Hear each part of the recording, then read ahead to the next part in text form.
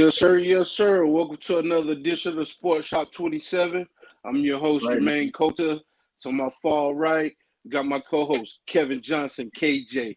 And in the middle, today's special guest, we have former Clemson University running back and former San Diego Charger running Right, back. man. This guy used to run over a lot of people in the end zone. I mean, he had touchdowns from short yardage to long yardage. He looked like a fullback, but he's actually a tailback.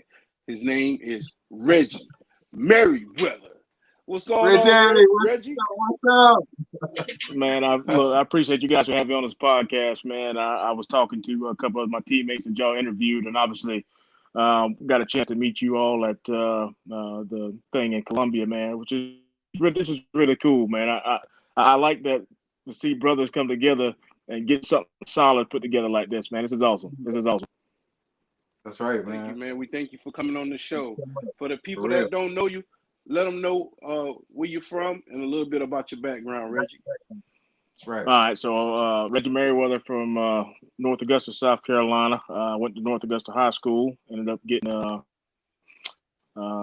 picked up by Clemson in 2002. Rick Stockstead was my recruiter. One of the best to do it. Yep, one of the best to do it. And obviously, after Rick left, Dabo came in, and I had 2 years on Dabo there at Clemson. Ended up getting picked up free agency in 2007. So it would have been the 2006 draft to the San Diego Chargers. Played a little preseason there, and just been kind of living the dream ever since. So still go back to the games. Still I'm around the team. I do radio for the Clemson Tigers now, so I'm on the live broadcast with Don Munson, Timberlake, and me. Yeah, it's a pretty fun little deal.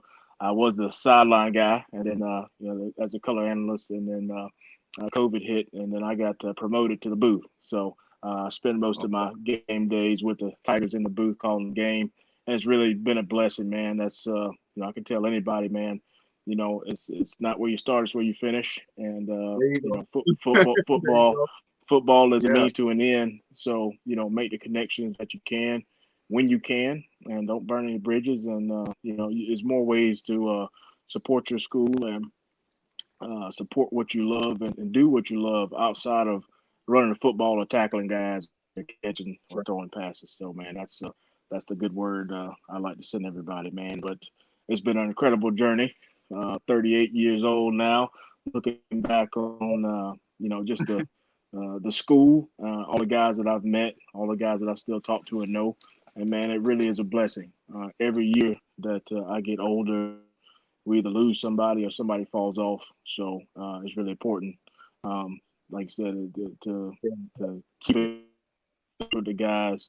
And, every time you get a chance to see them hug your neck and be around football, which is something that brought us all together and has kept us together over these years. That's right, man. So what age you start playing sports, and what sport was your first love?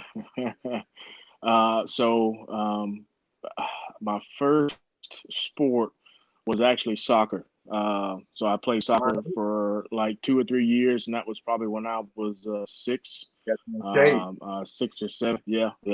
And I really, really enjoyed soccer, man. I was always faster than other kids, and then obviously that age you played co-ed. I would slide tackle and do all that. And then one of the coaches told my mom, was like, your son probably shouldn't come out next year. He should probably go do football. So ended up playing football and rec ball first, and then joined the middle school team, and then just kind of went from there. It's like I said, my first love will always be soccer. And I tell a lot of kids too, man, be a 2-sport athlete. You don't have to do just one thing. And a lot of guys, man, they cross train. That's what makes them such great athletes, because they can do it all. Soccer is one of the hardest things you can ever do. You got to have speed. You got to have agility. You are almost like a distance runner, but at the same time, you have sprints in there where you're kicking the ball and all that. So, if you can do that, you can pretty much do anything. And here's an interesting fact too, man. You see where DK Metcalf, obviously huge dude, 235 pounds, ran the 100 meters the other day, but he's a two-sport athlete. And I was like, man, how many football players, could come out and do that and compete at a high level, with those smaller guys that have been training to do that their entire lives. Only a football player can do that, or only a certain amount of baseball players can do that, or basketball players. So, it's important to be a two-sport athlete and, cross-train and, obviously stay busy during the off season and stay in shape. Yeah. All right, Nice. cool. So you started playing football again, at a young age. What position did you play? And then from there, like, did you like the position, or was something else that you was aiming for? Man, I played everything because, obviously my family with the background, we grew up on a farm, so we had a little bit of everything. So we worked on the weekends, we worked during the week to take care of the animals and stuff like that. So when I got to organized sports, man, I wasn't jacked, but I had muscle definition for a kid my age. And, I started, like I said, I started with soccer, and then, moved up, started running track, playing football. So, it's just kind of one of those things too, where the parents was like, man, he got so much energy, we need to keep him busy doing something.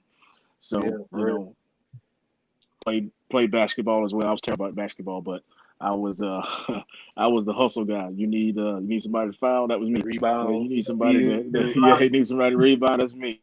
And I'd come off the bench and like you said, man, score 2, 4, 5 points, and then that would be it. I'd foul out, and then I'd sit down for the rest of the game. But man, it's incredible too, man. Like you think about it, man. All the guys that I kind of grew up with and played with.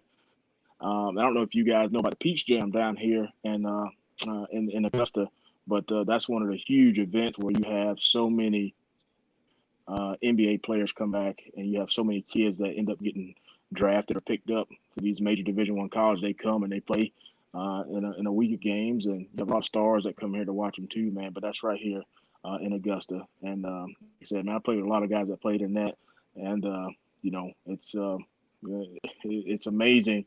You talk about iron sharpens iron. These guys compete against each other all year round, and then when it comes to the season, man, they're in shape.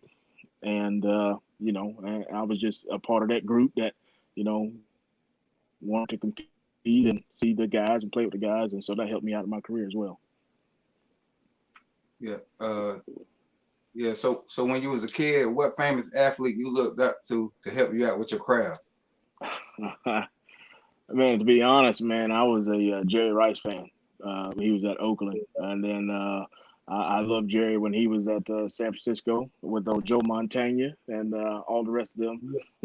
I really enjoyed watching him growing up, and then as I got older and I started to settle down as a running back, man, I started really worshiping Emmitt Smith, and of course studied Barry Sanders and studied his life and what he had done, and it's just all those guys, Jerome Bettis, Walter Payton, all those guys, man. And what's really interesting, man, I tried to when my mom was telling me about Barry Sanders when he was younger, he ended up breaking both his ankles, and he ended up having screws and pins put up and all that good stuff. But that actually gave him an advantage because he was able to bend. Once he healed back, he was able to bend his ankles further. So, Detroit ruined his career, but that's another story. But he was one of the greats, the best to do it, man. I tried to fashion myself after him. That's right. Obviously in high school, faster than most of the kids too, man. So, once I hit the corner, I was gone. Track helped me out with that. Yeah, man, I just I wasn't as big as football as I am now, but just watching some of the games on Sunday afternoon with my parents, my dad, and going to a couple college games here and there and checking the guys out, man. That really helped mold me and helped shape my future at Clemson. Man, nice, man. Nice. So who was your favorite team growing up? Who did you follow? Which NFL team did you follow? Man, I bounced around. I liked I liked the Raiders. I really did like the Raiders for a long time, and then I went to San Francisco. Really enjoyed San Francisco. Then I went to Denver when they had Terrell. I bounced around a good bit. I even loved the cowgirls at one point. And I notice I don't say cowboys, I call them cowgirls. But I really enjoyed them at one point, and just a little bit of everything, man. I like the home team too, Atlanta, but man, they just could never seem to get it together. I really enjoyed them during the Dirty Bird with Jamal and all of them. Michael Vick, and then I had a stint with the Panthers with Jake, their homeboy, and I really enjoyed going to some of those games. I go to the games with my dad and some of his friends, so it really gave me a glimpse of what things could be, and just the atmosphere, the crowd, that type stuff too, man. So that was really really exciting for me, and I tell anybody, man, no matter what the tickets cost, man, you never know what exposure you can give your son, daughter, whatever. Pay the tickets, pay the price, and then go and share that experience with them. Because we still talk about to that day, man, being able to go into the stadium. We sat nosebleed, but we were able to share that time together, man, and you'll never get that back. Oh yeah, man, for real. Yeah. So you said you played all positions as a youngster, and rec, league, developmental stages. So once you got into like middle school, high school, what position did you stick with? And was it on defense or offense, or was it always running back? Just tell us a little bit about your transition into like going into your home position. Yeah, what's crazy was I played quarterback. In middle school. Played running back in middle school. I seriously did it all. But my main position was quarterback, and that's just because, we really didn't have anybody to catch. So what's the next thing to do? Is run, right? So yeah. So that's all. Yeah, that's all we did. They put 8, 9, 10 guys in a box. We just go 2, 3 tight ends. Quarterback sneak, dive, and I hand it off to somebody, and we just keep the show going. But so play quarterback, and then when I got into high school, and like I said, man, I was always more defined than the other kids, and I was fast. I had some speed to me. So as a freshman, they wanted me to go and try out for the varsity, but my dad was like, "Nah, he don't need to get broke up." So ended up starting on the junior varsity at running back. Played a little quarterback. Played wide receiver. I literally played corner, safety, linebacker. It's just whatever we needed, or whatever player we needed locked down. That's what I would play. So did that through middle school at North Augusta Middle, and then when I got to high school, man, same thing. During JV, I did the same thing. So ended up settling down on running back when I'll never forget the guy's name. Coach Thompson pretty much told me that if I if I kept throwing as hard as I was throwing, I was either gonna hurt myself or hurt somebody. So ended up moving me from quarterback to running back, and then man, I was, like I said, I was just faster than everybody. So if I made the first guy miss, I could beat him to a corner and I'd be gone, so nobody could catch me. So that's when I settled down at running back, probably my freshman or sophomore year at North Augusta. Hey, so who was the head coach at the time at your high school? How was it playing? So Joe Long was the head coach there, and Joe, he's been all around, man. He went up to Lexington and came back. He went to Greenwood and came back. He's been a little bit everywhere. But at that time too, man, like you said, everybody was coming out of the wing tee and they were running an I formation, or they're doing a little bit of shotgun here and there. So I just settled in at running back, man. We had some great guys at running back. Jamal Johnson is one of the guys that kind of stands out at the top of my head, man. He was literally, if you like Cadillac Williams, man, he was tall. He was I want to say 6'2", 6'3", about 200 pounds, and man, he was just glide, man. He was it was just unreal to kind of see him run the football sometimes. And he would have crazy stats too. He would have like 10 carries for 130. Like what? Like just crazy, you know what I mean? And play behind him. Yeah, it's just crazy, man. So play behind him, and got to learn some stuff, man. And then like I said again, ended up getting into some trouble my sophomore year, I believe it was. Didn't play football that year, and then when I came back, he was gone. So it was kind of my show.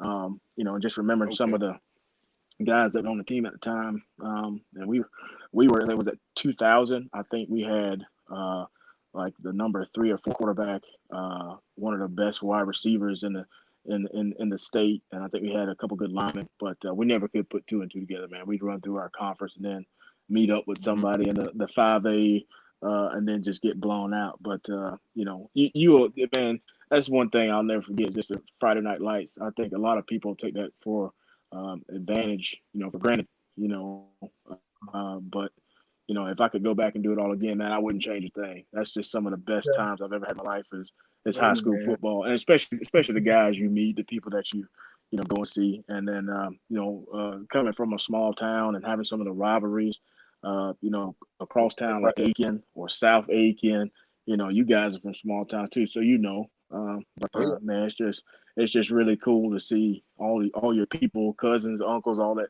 come to the game and you show out, and then they got you blasted on the state paper, the newspaper the next day, or on football Friday nights at 12 o'clock, seeing some of your highlights, man. So that was pretty cool. But yeah, I mean, I literally did it all, and then like you said, my sophomore year didn't play, and then my junior year I came back and played mostly running back because Jamal had left, so it was kind of my show.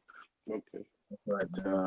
Ended up being, I think it was like all area, all region, all county, my junior year, and I think I rushed for 2,000 yards or something like that, a couple touchdowns, and then they just kind of put me on the radar for Clemson. So man, it was, like I said, just exciting time, and I was blessed to have the career I had. Nice, cool, man. So did you play in the Shrine Bowl? I did, and dude, the Shrine Bowl team, I mean, we literally had everybody and their mama. We had Anthony Waters. We had a bunch of just all kind of people, man. Dude, we had Sean Grant, Shrine Bowl practice. I'll never forget Shrine Bowl practice. And this is my first time being around like all legit dudes. And I was like, man, I made it to this thing. I must be pretty big time. Man, I saw Sean Grant. I think the kid was from Fort Dorchester, tight end. And we was running either one-on-ones, pass scale, or something like that. And I wasn't used to such aggressiveness at practice, but these dudes were trying to make a statement. So I was like, all right, I'm just going to hang in the back of the line. So this guy, this tight end, comes dragging across the middle.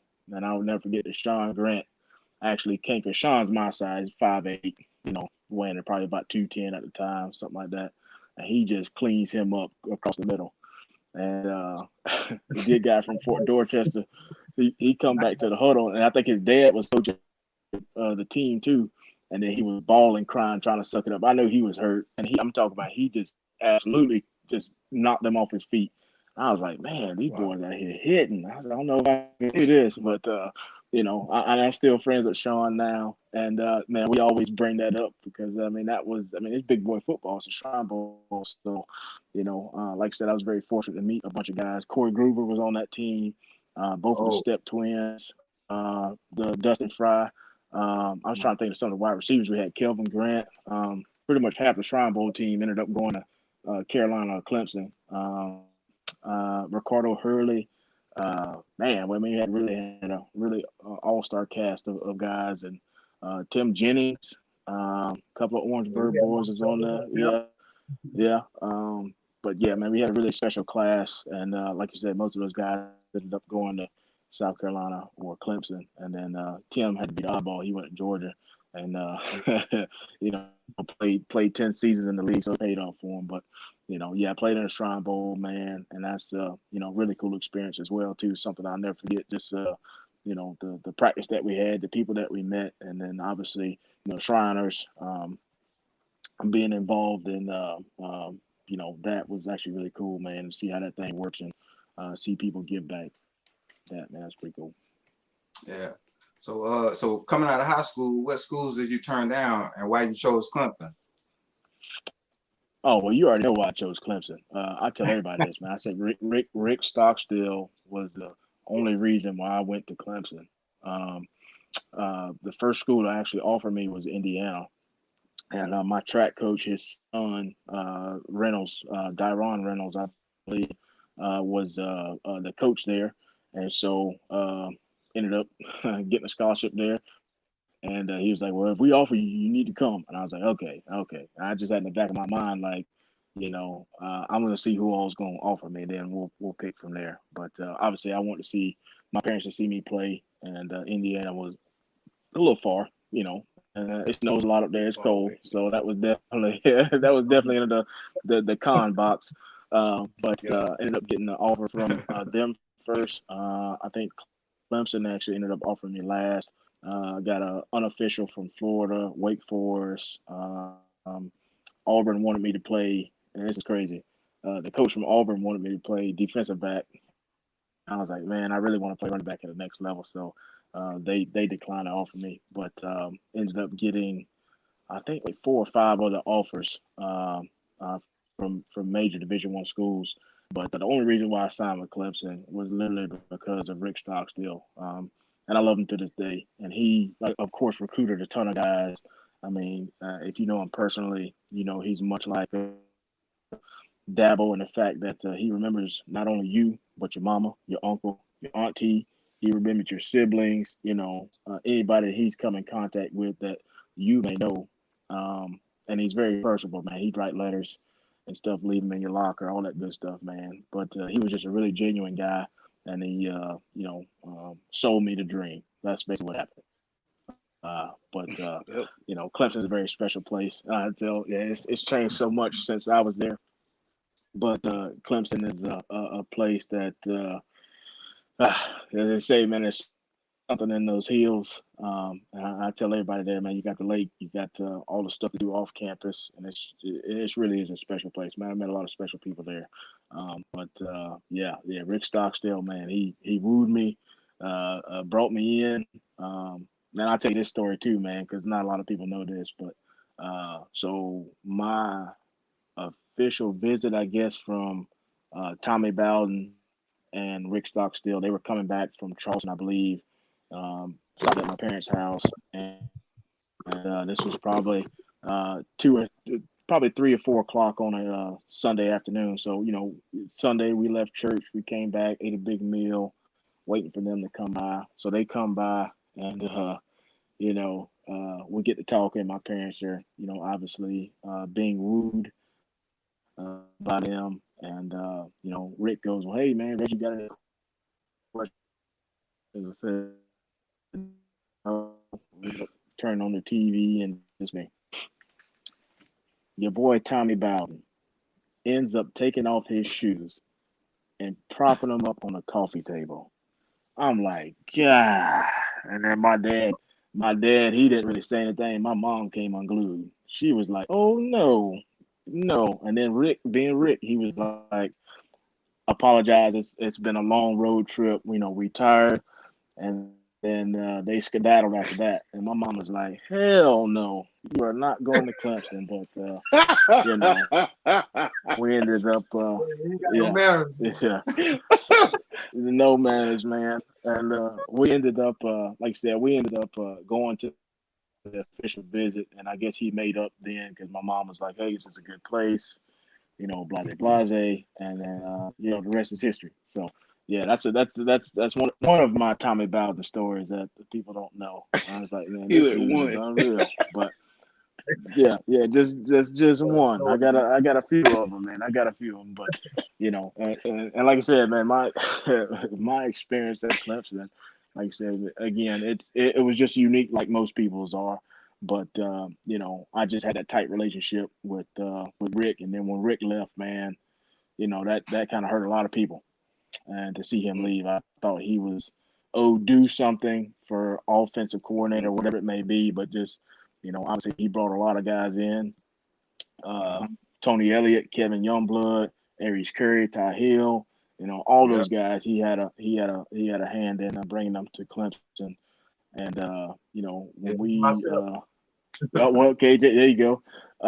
And what's really funny is when he left, a lot of guys thought about transferring, but most of those guys were juniors and seniors, so they weren't going to go anywhere. And then when Dabo Sweeney came in, man, it was Man, who the hell is this dude, man? The wide receiver coach trying to act all cool and swaggy and stuff, man, and trying to be one of us. But man, I tell everybody, I said, man, his rapport in with the guys is the same rapport he has now with the guys, even though he's worth 20 times more than what he was. Yeah, I said, man, he meets a lot of people. I see Kathleen all the time, man, because as I travel with the team, sometimes we talk, we chit chat, and for them to have met so many people but still remember my name, take pictures, sign autographs, whatever you need them to do, they do that. I said, man, ain't too many Division I coaches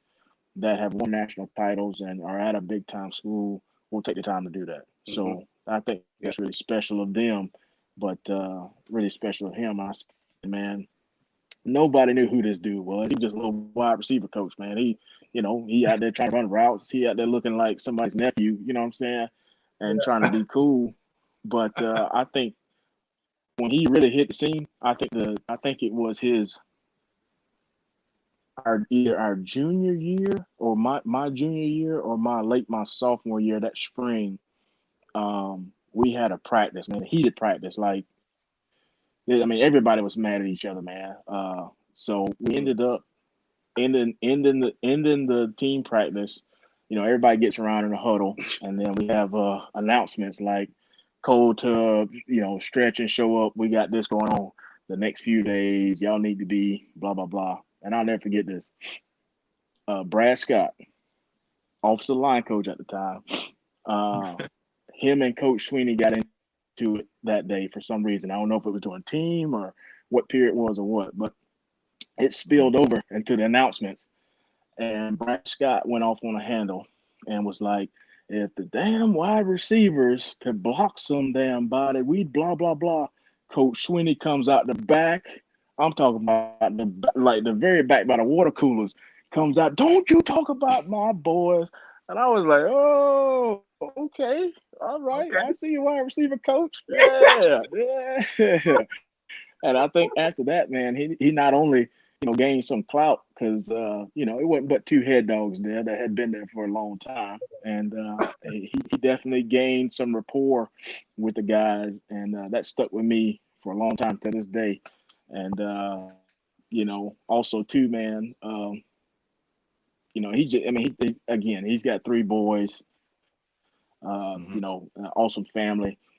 He invites some of the guys over for dinner sometimes. My roommate was Chancey Stuckey, so I'd come over there, go there with him sometime and break bread with him. And man, he's just a good dude, man. I don't care what people say, he rah, whatever, man. But you care about the kids, you care about the kids. Now, I'm not saying that he does that to everybody because he's in a position of power and you got to make some really tough decisions. But for the most part, I think he's a good dude, and he does what's best for the kids. So, that's my little tidbit about old Dabo, the boy Sweeney. So, yeah, just a cool dude. Yeah. Right. When you stepped on Clemson campus, what teammate took you under their wing? Boy, I got some stories, boy. So Kyle Browning, your boy from Union. KB. Roscoe Crosby's young protege running back. They played together. So KB and I were kind of thick as thieves on our visit, and ended up, hanging out with Charlie Whitehurst and a few other guys. I believe I was somebody else's recruit for that weekend, and I got pawned off. But we had a good time, man. Ended up meeting, like I said, Bernard Rambert, man. Just a bunch of other guys, man. It was a really cool visit. But Kyle kind of took me under the wing, and this is really crazy too. So my freshman year was the last year they were actually allowed to have freshman camp.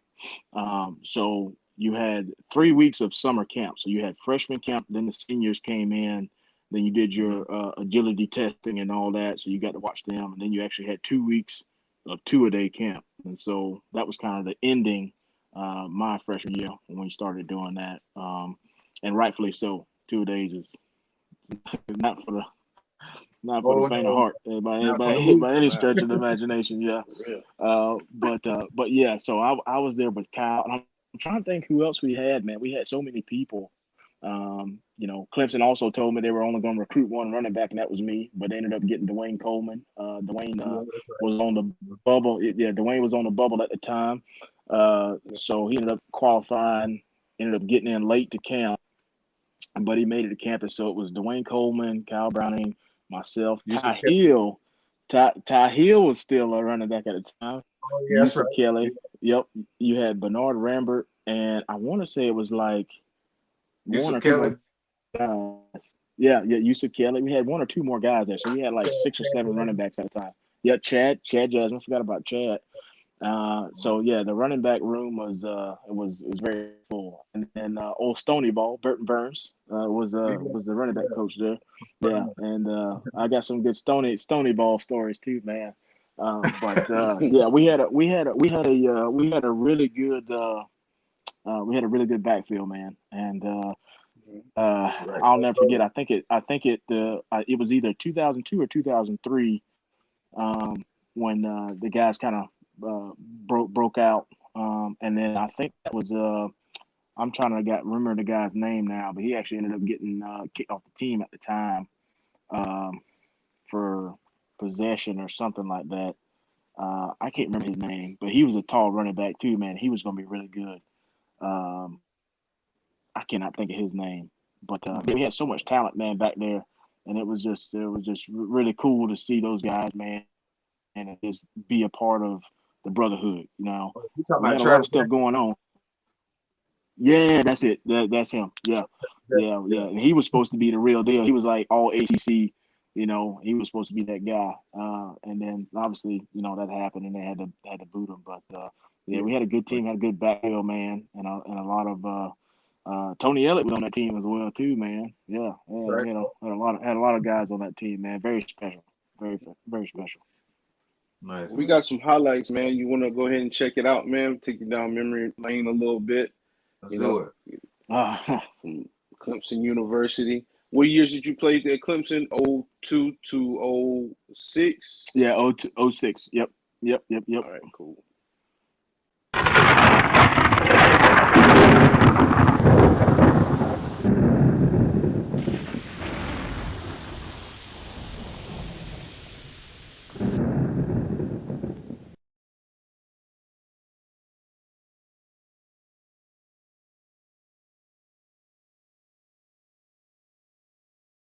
Big train rolling down the line makes me lonely. Sometimes I wish to ride away. Sometimes I want to ride away. Merriweather running right side of the 15, near sideline 10. His helmet goes flying off as he's taken out of bounds inside the 10.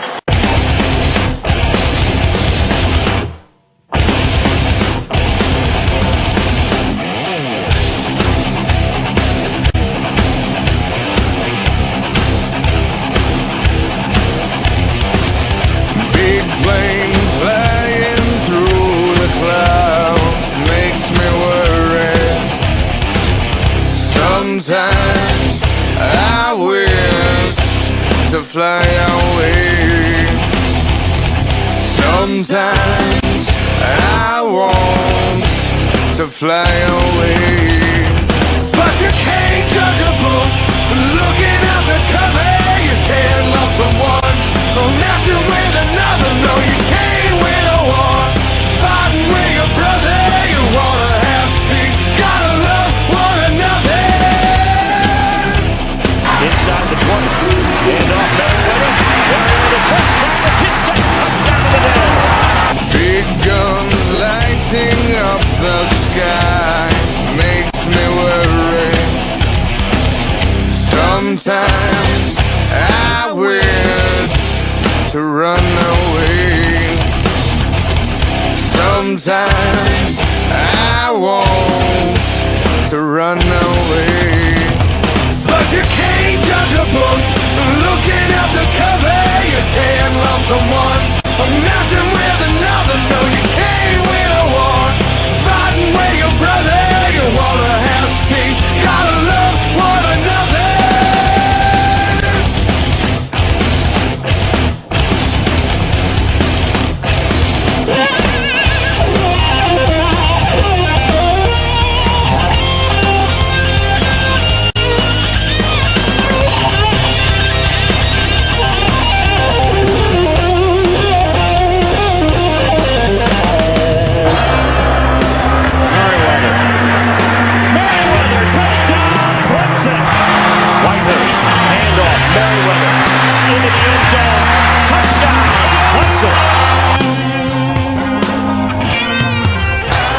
to love a guy like Reggie Merriweather, who was the focal point, the star of this team for so long. And then, of course, the sensations come in, and he takes a back seat to him, but never, ever, ever faltered as probably the best teammate that anybody could have.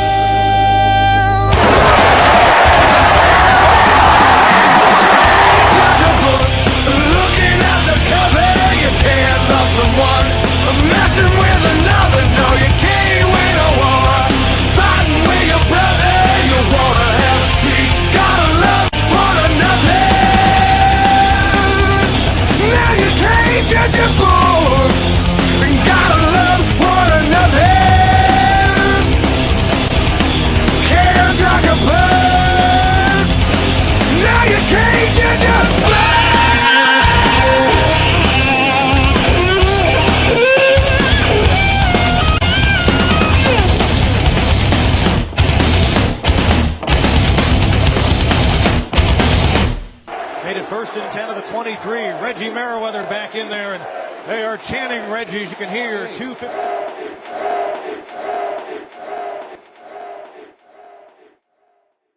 This is Reggie Merriweather, and Shooters Films rocks. Yes, sir. G. That's pretty cool. Yep. That's pretty cool. That's pretty cool.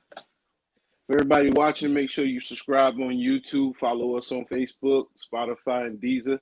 We're here with legendary running back from Clemson University, from North Augusta, Reggie Merriweather. Talk about breaking records, man, and also, being all ACC. You had a lot of rushing yards one year, a lot of touchdowns, and you took your team to a couple bowl games. Talk about those experiences a little bit. Yeah, I think the crazy thing is, man, I tell a lot of people, before I was breaking records on the field, it was in the weight room. And it was with a bunch of guys that, like to compete on and off the field, and I think that's one of the biggest things that a lot of athletes miss now is like, man, I can skip this workout session, I can skip this training, and, I'm still going to drop, 20 points during the game, or I'm still going to score, how many touchdowns, blah, but the thing for me is, I've never been, I've been the same height my entire life, but not as big. And I said, man, that makes a difference when you in the trenches on 4th and 1 or, 3rd and 2 needing yards. And, you got to have a little bit of nasty mentality. And that's the way you find that is in the weight room, man, pushing around the weight with the guys in the off season. So if you go in the weight room now, I'm plastered on about 5 plaques. I think it's like clean, bench press, pound for pound weight, squat as well too, hand clean. I'm in top 5 on some of those, and I'm number 1 on most of them. And that's says a lot, man. It's been almost 2 decades I've been on the ball, and the records do the same. So but hard work. It was hard work, man, and different times, man, and I think the guy now, like I said, man, a lot of these young kids play AAU, and they, are really on the road all year. Summer, winter, playing ball, doing things that don't give their body time to heal, and they don't hit the weight room enough. So, like I said, man, it's one of my biggest deals was definitely being part of the weight room first, and then just showing it out there on the field, man. It goes a long way. But like I said, I think my junior year with James is freshman year, I believe, or maybe sophomore year is when and people probably don't remember this, but Clemson was all about some 6 and 7 win seasons. So to win that many games in one season was actually doing really good. But I can remember going to NC State. I can remember going to Texas A&M, playing some of those big time games. Going to Maryland and beating them at Maryland on a last second play. And it shows a lot of resilience of the team and what we had going. And we had 2 great coordinators, man, but it just like we couldn't put 2 and 2 together. And what I mean by that is, we ended up going down to, I think it was number 10 ranked Miami in 2004. Ended up beating them in like double or triple overtime. I had one of the best games that I had And then we come out the next week after lackluster week of preparation, and I still had over 100 yards rushing, but we ended up losing on like a 60-yard field goal. I was like, man, how in the world, could this team with all these star power? And I mean, we literally have probably the same caliber of guys as far as athletes now that we did back then. We still had guys getting one or two guys getting drafted in the first round. Still had guys go to the league, play 5, 6, 7, 8 seasons, but we just didn't have coaching. But obviously, that's neither here nor there. This is about me, so I'll carry on. But it all starts in the weight room first, and then it transverses to the field. And I think a lot of people, man, don't take it serious enough. I was on the strength team in high school. Ended up placing either first, second, every year. And obviously, too, man, that's, you think about plyometrics, weightlifting, all types of flexibility that goes a long way, not in your only in your career, but your life. And then a lot of guys, too, man, once you are in the next level in the league, you start doing crazy stuff like yoga. I mean, a lot of people don't get that, man. You got to take care of your body, man. And that's true. spend a lot of money, spend a lot of money on your body. And, you got to, man, because like you said, you go from, playing 12 games. Now you playing 16, 17 games. On top of that, if you make it to, CFP or whatever, you're playing 15 games. So NFL 17 games now. So games are getting longer, man, and the hits keep coming. But, I was always able to compete on the field, man. I had some great guys beside me and help push me. And that's how I was able to, be such a great athlete, through the years. Yeah. So talk about having a good vision to make it to the end zone. Oh, you got cut wow. out for a second, KJ. So that goes. Go ahead. I was about to say, I think I got his question. So, Stony Ball. Yeah, if you know Burton, man, he's one of those guys that piss and vinegar for sure. But he played running back in college at Nebraska, man, and he always instilled in us, man. Just leave it all on the field, and when it comes down to shine, you get the ball in your hand. You got to make a play. Obviously, when I was growing up, my dad would have me outside doing chores and all this type stuff, man. I'd half-ass it sometime, but he'd say always finish. Finish. Make sure you finish, and that carried over. You finished the drill, you finished the run, and you finished the game, and that's why I say, man, it's always just out and trying to leave it out on the field. And what's funny is, when you've got 6 or 7 guys, jockeying for position at one spot, you start to, I guess, find your why or find your motivation real quick. And you want to stay on the field, you gotta perform. So that was one of the big things for me, man, just to make sure that one guy never stops me. And then if he's gonna talk trash either on social media or in my face before the game, I'm gonna make sure I look him up. Check that box for him. Yeah, check that box for him. Yeah. But like I said, man, it just, you got to be passionate about what you do, man. You got to be all in on your craft. And that's just one of the things too, man, about getting into that red zone and getting to that 3rd and short, 4th and 1 situation, and just nobody can stop you. And I'll just, try to keep that mentality, That's right. in my career. Like I said, man, you think about the two games where we beat Maryland literally on the last seconds on defense or either on offense. It's like, man, we just needed one guy to make a big time play, and when we had those in both of those games. Yeah. Good. Yeah. So you go into the Senior Bowl or the Hula Bowl with Proctor your senior year. Talk about that a little bit. Yeah. Oh man, crazy trip. Sergio Gilliam was there with us too. So we had 3 guys from Clemson at the Senior Bowl, and Serge had a good time. I wish I would have had a good time with him, but I treated it as a business trip in Hawaii. But it was fun, man. It was really cool having Will there too, especially Will's senior year. Man, he sat behind Charlie Whitehurst, and he didn't have an amazing senior season. We didn't. Ended up losing some big time games, but to go and reunite with them, kind of in paradise, man, was a great ending to the college career. I don't know if you guys remember, but that wasn't my greatest season either.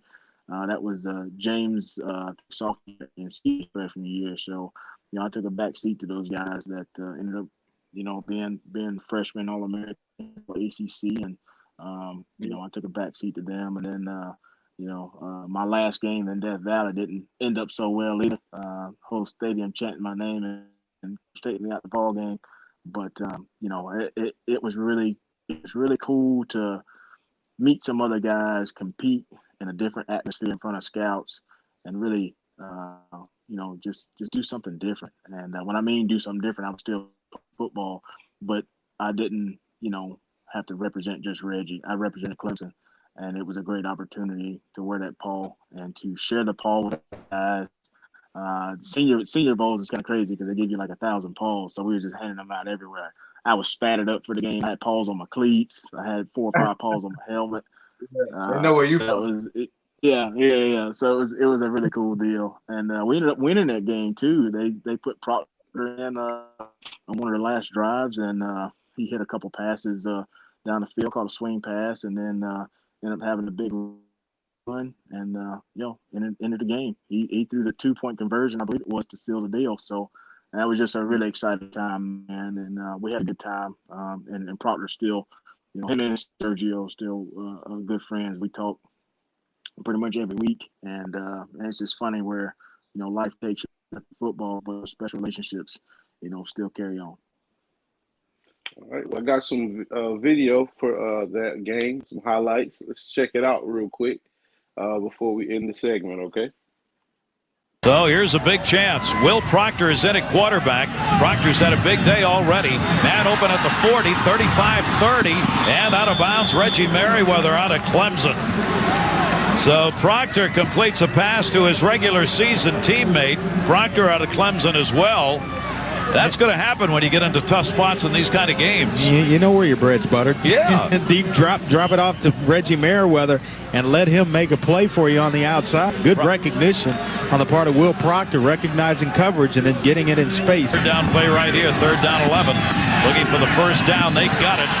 And it'll be taken inside the 10-yard line. Brett Smith made sure the reception would be a first down and then gain some more. Boy, I have been impressed with Will Proctor. Just his presence in the pocket, you see him, and he's just so composed, not really a panicking. And right here, Brett Smith driving, get to the depth of the first down marker, sit it down, and for sure catch. Nice executed play. The play. 10-yard line. Proctor, he's having a show today.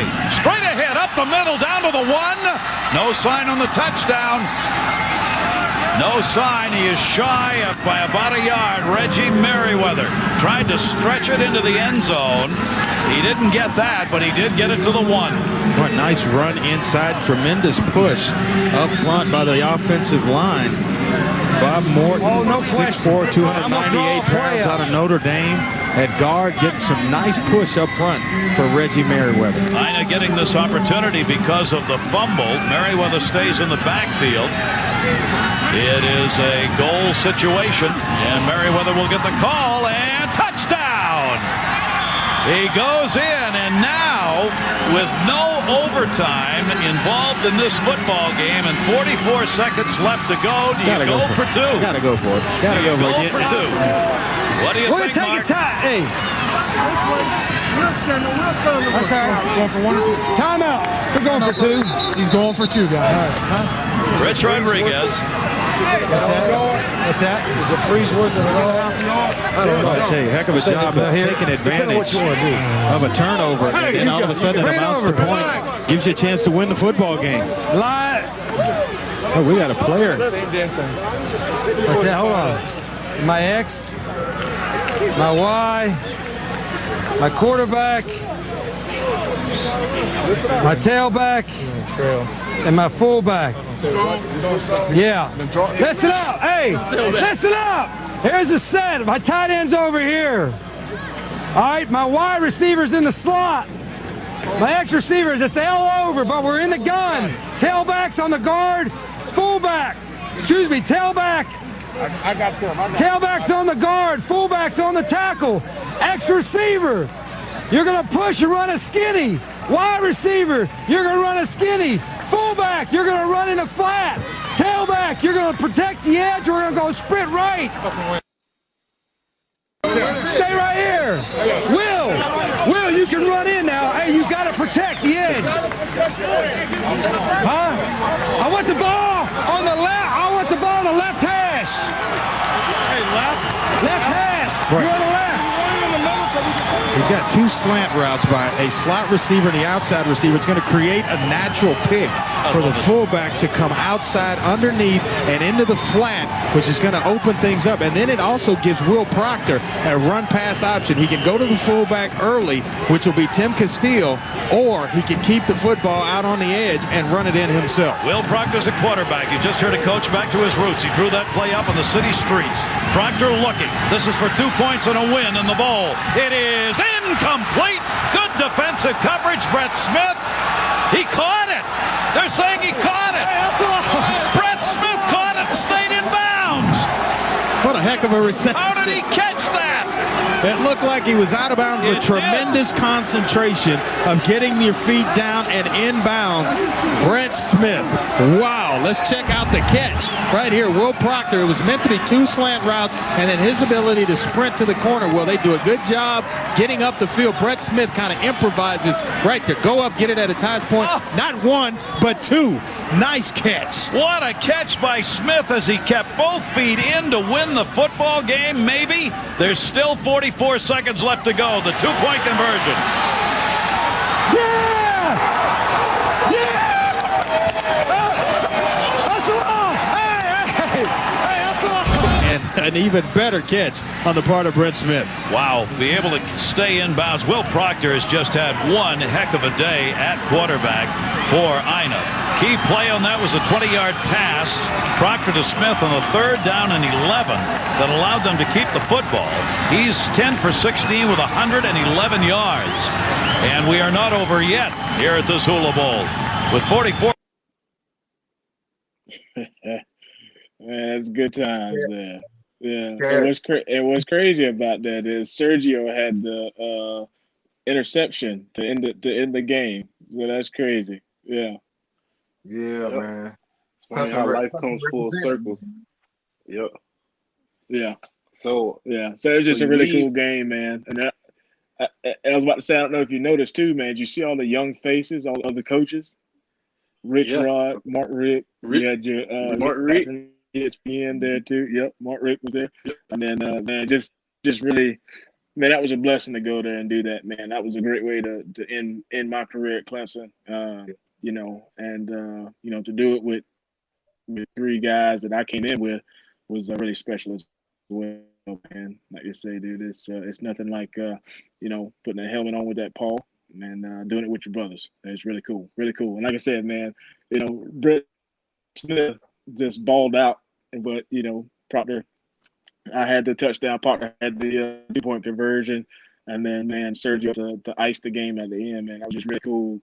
For the Clemson guys to show up and show out for sure. And threes. That's what's up. Oh yeah. So you go into your pro day, you go and work out. What teams are looking at you? You know, you did good at the bowl game.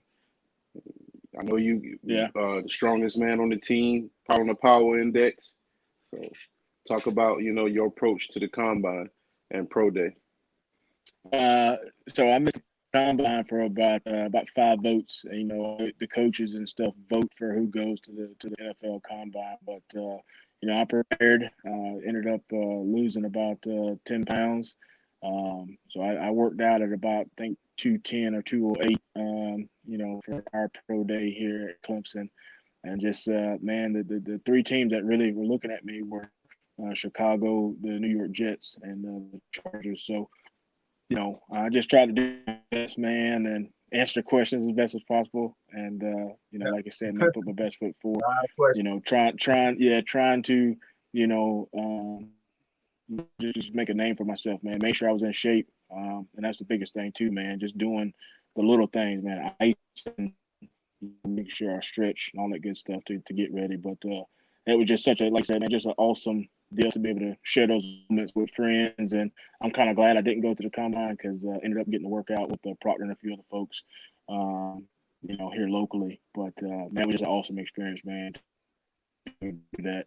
And then, of course, on draft day, the Jets called me, and it was like, "Yeah, man, he had been calling me all day. Yeah, man, we're gonna take you in the 7th round, man. We got another guy that we're looking at right now." And guess who they picked up? They picked up Chancey Stuckey in the 7th round of the draft, and I was like, "Man, this joker here." So, but I ended up. Ended up picking up Chance, and he called me back and said, "Man, you're going to be a preferred guy. We're going to get you in." And my agent at the time, which God bless him, he ended up sending me to San Diego. And San Diego at the time had literally everybody. I was like, "Well, why the hell did you go?" I said, "Man, my agent was on crack or something, man. He must have got a bonus deal or something because he sent me out there when they had LaDainian Tomlinson still. They had Mike Turner. There was Darren Sproles' second year in the league. And then they had Mike Pinnock, and they had I'm trying to think of the other guy's name, big time fullback. So they had like 7 guys already there. So I did my little penance and went there, man. But make a long story short, man, I met some really cool people that we're still friends to this day, and I still go back out and visit them in Cali. I can see why you went to the Chargers because your running style kind of reminds me of Natron Means, man. You remember Natron Means? Yeah, and number 20. Yep. And then here's what's crazy you too. You run leaning like that. So on film in their eye, that's what they see. Oh yeah, that's why they put you probably. And here's what's funny. Anthony Waters got picked up 3rd round to the Chargers, so he was already going out there. And then Charlie Whitehurst was out there too. So it was like I said, man, it was a pretty cool time, man. And so I got to see some old faces, man, and Sean Merriman was out there. Got a chance to see Mr. Whiteside still, big time. And then Philip Rivers was still out there too, man. So I got to meet some really cool people. So it was a good experience. It didn't last long, but like I said, I like to say I was out there long enough to have a warm cup of coffee. That was about it. So, but it was a really cool experience, man. Wouldn't trade it for the world. Yeah. Hey, did you get to play Canadian football or arena football? So this is a good story. So ended up going to so instead of signing with Canadian football, this is when the AFL first kicked off. So I ended up signing a contract with the AFL, turning down Canadian football, and then the AFL folded like 2 weeks later for funding. They didn't have funding. So I traveled to Alabama, flew to Texas, and I was working out for all these teams. And the next thing you know, like, we're not going to have the league this year. So ended up doing press conferences and all that type of stuff, man. So, but, like I said, man, I was able to kind of focus on getting a career after that, man, and trying to figure out life. So, but like I said, I wouldn't change anything. Man, it was a really awesome experience and met some really cool people, and I got to do some really cool stuff, man. So I was really, really blessed to be able to, have a football career at the Clemson and do some things, man, and see some stuff. It's pretty cool. All right. We'll talk about life after football, man. After you finish up your football career, what type of profession did you get into? So I've got a degree in HR, so I did everything but that. So it's funny now that they have Paul Jerry and all that at Clemson. It's funny the way kind of things kind of work out. So a lot of those guys now, they have suits. They got 4,500 companies that come in and interview them and do all that type of stuff. If we could have sniffed anything like that when I was there, ain't no telling where some of the guys that I was with would be. But so ended up quitting football.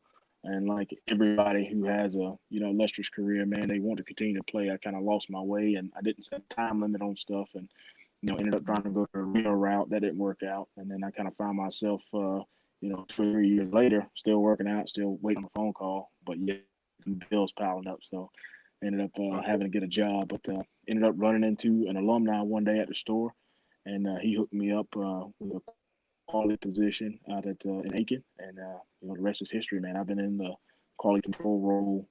And it's my fourth or fifth company now, but I've been doing that for the last 15 years. And like I said, man, it's not all about what you know, it's who you know, and how do you tailor those relationships, and that can take you a long way. Yeah. There you go. Don't burn no bridges. Yeah. So, what is your advice to the youth, any student athlete, no matter what sport they're playing, no matter what level or grade level they're on?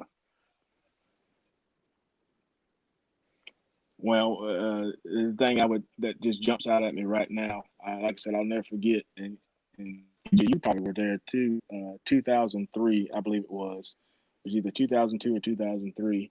Virginia came to town, and we ended up beating them on the last second catch by Kevin Youngblood in the end zone, and they had that thing plastered everywhere in the football complex, and it says never, ever, ever, ever give up. And I would tell anybody, in wherever you're at in your career or in life, man, never, ever give up, because you never know your next break might be right around the corner. It's nothing's guaranteed, and it's going to be hard, but the cream always rises to the top. So, be encouraged by those that have come before you, and be encouraged by those that have fell by the wayside, because nothing, in life is a loss. It's just a lesson. And then, for your test will one day become your testimony. So, if you're in a position now where you can't figure out what to do, don't fret, man. Just, pray about it, and put your best foot forward, and things will happen. School is a must. You got to do that. That's just part of the go. And then, like you said again, man, make sure you're getting nutrition, staying in the weight room, and then listen to your parents, do what you need to do to get the job done. And that's one of the things that's always been instilled in me. Finish the drill, finish the test, finish the book, whatever you need to do to get the job done. So yeah, that's my 2 cents. Oh yeah. Hey, so before we head out, do you have any shout outs for any family members, coaches, or players? Rick Stockstill, man, that's my guy. Burton Burns, you ever listening? That's my dude too. I hope Davo gets with us, man. He's a good dude too, man. But there's a ton of people, man, that have helped influence my life, and kind of helped me pull myself up by the bootstraps. And I'll never forget this, man. We came off of practice, spring practice one day, and I had just balled out the scrimmage before, 2 touchdowns, probably had over 100-something yards. And Dabo Sweeney comes up to me right by the graveyard. He goes, "Baby Herschel." I was like, "Baby Herschel." I said, "Baby Herschel, man, you gotta what you got going on, man? You can't remember the plays?" I was like, "Man, it just stuff happens quick, coach." He said, "Baby Herschel, man, I need you to get it together. We need you." And that just stuck with me. Who is this guy? Not even my position coach, but he took the time to stop and encourage me, and the rest is history. So, like I said, man, there's a lot of people that kind of get down in their feelings and stuff, but you just got to keep going, man. Got to keep going. Never give up. Man, good message. Yes, sir. Well, thanks for tuning in, guys. You're welcome to another edition of Sports Shop 27. Reggie Merriweather just came through and dropped a lot of gems for the youth. He's a record-breaking running back from the area right here from North Augusta, South Carolina. Played at Clemson, went on to play with the Chicago, but San Diego Chargers, and now in quality control. What platforms can they reach you on, Reggie? Yeah, I mean, a little bit of everything. I'm maxed out on Facebook, man, but they can hit me on Instagram, on Snapchat, man. And I've got a Twitter, but all I do is post memes. So, but yeah, I'm on all social media, everything except for TikTok, man. So just Okay, cool. Well, we thank you for coming on to the show. You guys tune into another edition of Sports Shop 27. I'm your host, Jermaine Coulter. My co-host would like to thank Kevin Johnson, KJ, and today's special guest, Clemson University and former San Diego Charger running back, Reggie Merriweather. Until the next show, you guys wear your mask, be safe, And it's not how you start, it's how you what, guys? How you finish. Hey, How you How you going? finish. Yes, sir. All right. Appreciate y'all boys. See you guys KJ, next see ya. time. You ain't. good to see you, man. Thanks for coming through, Reggie. Yes, sir. Yes, sir. Thank y'all. See ya. Thank you. No problem.